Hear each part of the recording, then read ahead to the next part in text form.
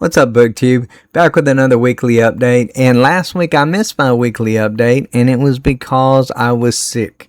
And to be honest with you, I've been kind of all month long in a really bad burnout. Like a really bad burnout.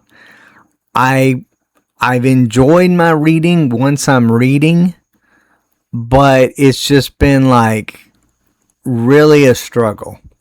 And it's not the books. The books are great. Every one of the books I'm reading, superb, great. Have no problem with them.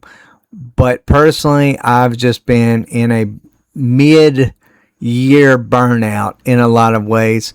And I think starting in July, I'm going to take it back a little bit. I'm going to go back to writing, kind of spending more time with myself, because when you got kids and then you've got life and you've got all these different things that are happening, it's really hard to read like 4 to 5 700-page books. It's just really, to be honest, almost impossible for me. It seemed like it was a lot easier and I was like flowing through the months at the beginning of the year, but I've noticed this last month was like a real struggle, and I don't want to make it so much of a struggle where that I'm not being fair to the books and the authors because of my burnout. Now, luckily, I've read enough where I can kind of tell the difference between the two. Like, whether it's this book that's actually giving me problems or if it's just I'm particularly burned out.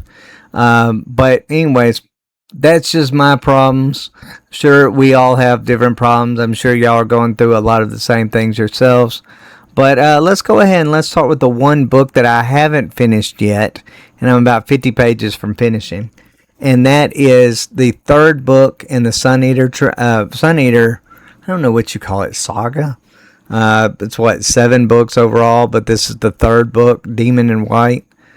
I've enjoyed this book. I have enjoyed this book. Do I enjoy it as much as I enjoyed the previous book? No, I don't enjoy that. I feel like there's a lot of lulls in between. I kind of feel like it's almost kind of like the third Bloodsworn Trilogy book, where that there's just an extended battle scene that just has been really hard for me to get through towards the end of this book. Really slowed my pace down, or I would have already been finished with it. And then there was some like Imperial stuff that I didn't enjoy. Like, I'm not trying to give spoilers away, but there's a lot of scenes in the Imperial courts and things along those lines. I didn't really enjoy that. There's one part of the book where that, it's almost kind of like they're looking for something on a ship and it just takes forever. And those parts weren't fun to me. Those parts weren't fun, which is odd because I thought those parts were actually going to be my favorite parts. And they turned out to really drag very often. And I'll tell you another thing, and this is a little bit petty on my part, but there's two things that's actually bothered me on this. One, I'm noticing a lot of typos in this book. Like a lot of typos. Like just the other night when I was reading, and I try to read about 15 to 20 pages a day. And in that 15, 20 pages, I literally ran into about 3 to 4 typos. That's absolutely ridiculous for a book of this magnitude to have that many typos. And the second one is he goes to Ruocchio, or however you say his name, Christopher Ruocchio. He goes to the same kind of sayings, like my words stuck in the air like a, fill in the blank. And it's just like, okay, you wouldn't notice it if it was like every now and then, but it's like every 5 to 10 pages, well, my words stuck like this. And I'm like, stop using that. Like, use something different. Be more original with that. So it's like little petty things like that have kind of like annoyed me with this book a little bit. But I mean, is it a bad book? No, it's clearly, at least so far, unless it just absolutely blows me away in the last 50 pages, it is going to be about a 4-star book. It is going to be about 4-star book. Not as good as the last one, better than the first one. So it's going to be right there in the middle. But overall, I have enjoyed my time with this book. So let's go to the one that I was a little bit unsure about how I was going to actually like this. And man, did I love this. I actually truly love this book. This book has a main protagonist that just like fits with me like a glove. Like a glove. Love him. Love the main cast of this, and I love even the side characters of it. I'll be honest, I really haven't felt this way towards a main cast and a side character cast since the Dresden Files.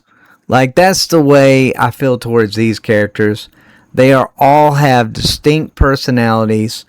Very interesting storyline. I mean, it's a monster hunting group that is in rural Alabama. I mean, that's about as original as you can get. That's about as original as you can get. And it feels like that. The way that they do characters are the monsters in general. Some of the monsters don't show up the way that you think, like elves and things like that.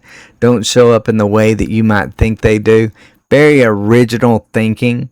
Very, I would say very, if you're into guns, this is your book for you because it knows its stuff. It knows its stuff, and it's very original in that regard too. Like, it is almost a love letter to that to a certain extent. But it's just the way these characters interact with each other, the way the main character interacts with the other people, like the feelings he has inside. He's funny, but he's also a powerful character when he absolutely needs to be. Now, this book, I did finish it. I loved every minute of it. It is a clearly, like, I would say probably, let me see what I got here for it. Probably the highest part of it was the dialogue. I gave it like a 4-star on the dialogue. I gave it, probably the worst part of it was maybe the world building, because the world building, like, it goes into like certain parts of it, the world, but it doesn't like really explore it too much, so it doesn't flesh it out. But it's a very long series, so I have a feeling by the time I get done with this series, which I will definitely be continuing, I have a feeling this world is going to be very expansive. So that's just specifically my take on it. But as far as the plot is concerned, had a great time with it. As far as emotional impact of things, there was some emotional moments in this that hit me hard, and in ways that maybe I didn't think that it would. The only thing to me that was kind of a little downfall of it, a little bit, which overall I gave this book a 4 stars. Overall, 4 stars. But what was kind of a downfall for me on it was there was a moment of time travel in there. I did not really enjoy that. I kind of felt like it was one of those, oh no, we're about to die, but then this happens. I don't like those kind of parts. Like, they are so overdone in fantasy and sci-fi and horror that I just don't particularly enjoy that. You see it coming from a mile away. I kind of feel like, when it comes to like character deaths, it needs to like stay character deaths.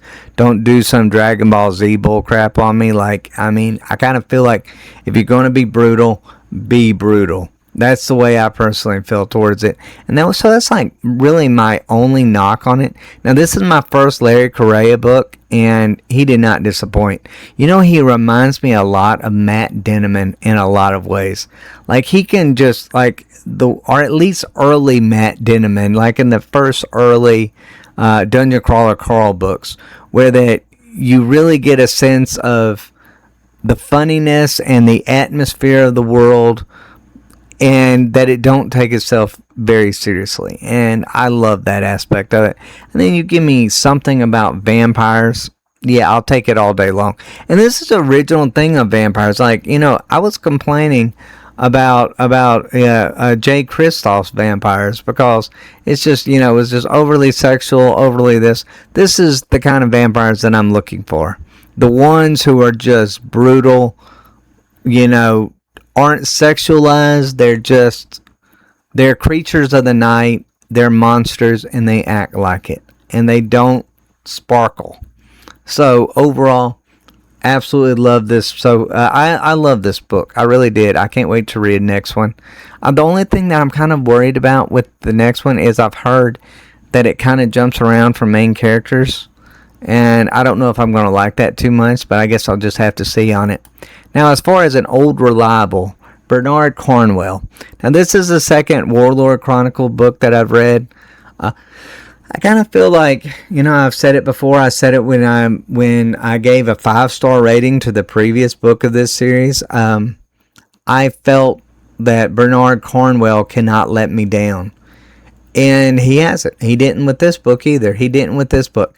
Now, this book was just shy of being a 5-star. I gave it a 4.5 stars. And I think that's very fair for this book. And the reason why I gave it a 4.5 star is because I thought it was a little heavy-handed with some of its rhetoric in a lot of ways.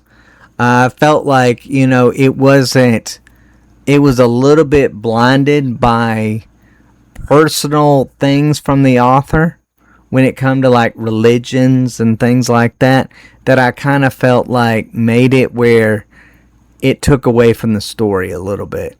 Now, granted, you know, people can say whatever they want to and have all the beliefs that they want to on things like that, but it's when it gets preachy to a certain extent, or when it takes things out of context, that I personally kind of had a problem with. I don't really like that aspect of it.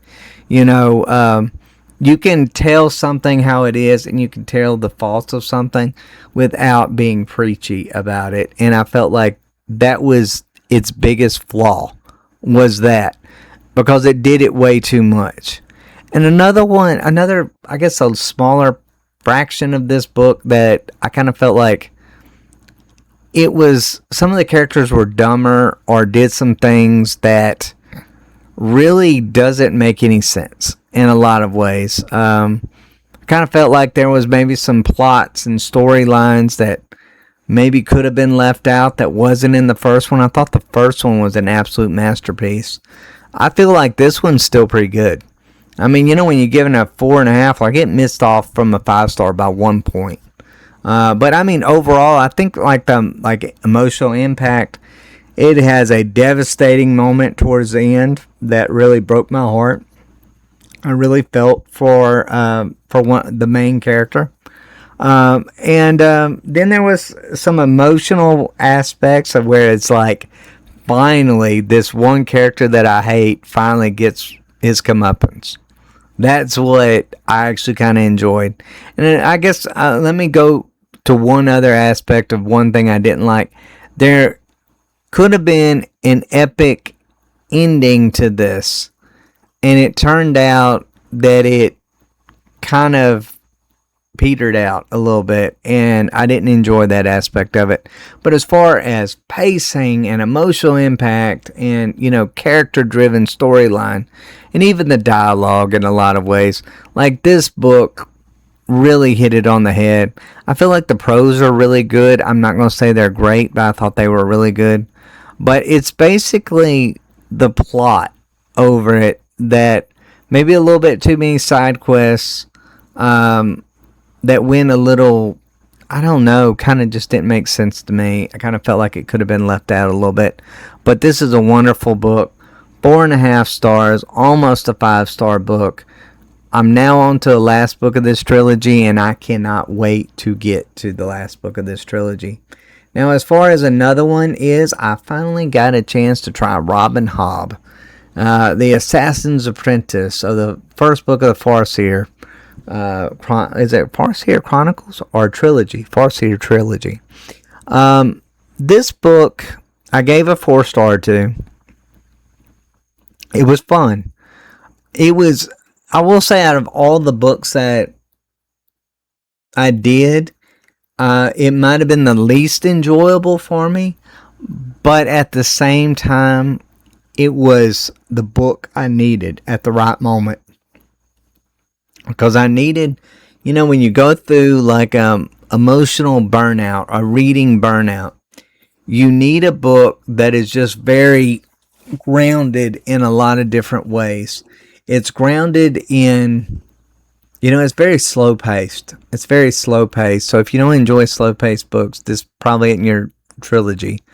But it was something that I needed at this moment for reading, and I'm so glad I found it. I think Fitz is amazing protagonist of things. Like, I was kind of a little bit iffy at him at the very beginning, but because he didn't speak and he kind of just, I don't know, he got himself into some situations, I kind of felt like, well, that could have been easily taken care of if you would have just maybe said something. But I feel like overall this book was really fun. It was fun. Probably like the plot. I mean, I'll just say this about the plot. The plot and the characters are, besides Fitz, like, I remember the characters, don't get me wrong, but they're not like amazing characters. Like, they have kind of strange names.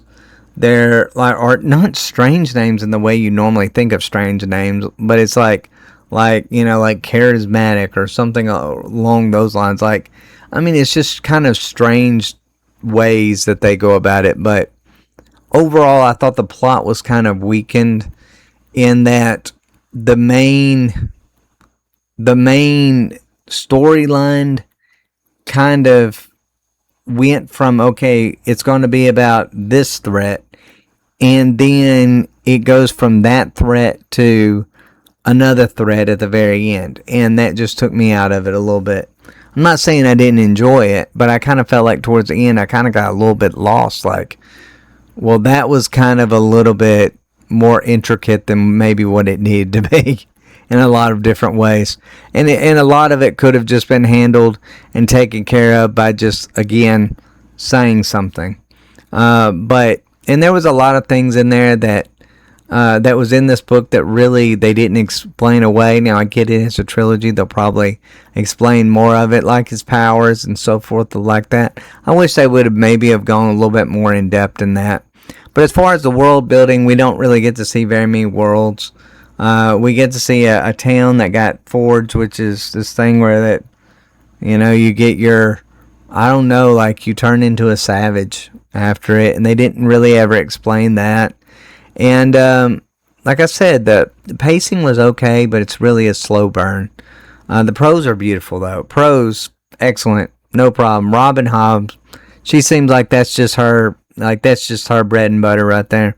Does an amazing job at it. So overall, great job, Robin Hobb. I will be reading the rest of this trilogy, and I'm looking forward to spending a lot of time in Robin Hobb's world, because while it wasn't my most enjoyable read, it was a read that was very dependable and slow paced and just felt very reliable overall. Like, I knew it wasn't going to disappoint me. Like, I mean, it's almost kind of like I felt like with Bernard Cornwell.